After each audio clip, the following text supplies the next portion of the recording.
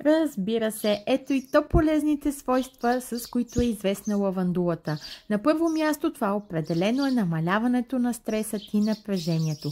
Ароматът ти въздейства директно на нервната система, помага за релаксацията, подобрява настроението и намалява тревожността ни. Също така тя подобрява съня. Доказано е, че вдишването на лавандулов аромат преди сън и приемането на чай преди лягане помага за по-бързото заспиване, по-дълбокия и качествен сън. Определено облегчава главоболието и мигрената. Отличен опит го споделям.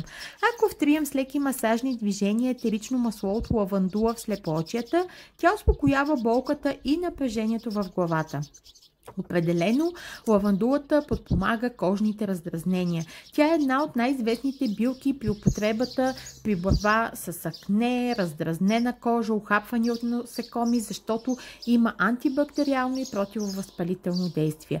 И разбира се, къде без кулинарията, използва се в чайчета, мечета, десерти и сиропи с нейния нежен вкус и успокояващ ефект отвътре. В обобщение, лавандулата помага за постигане на цялостен баланс, действа хармонизиращо и на психо, и на емоционално, и на физическо ниво.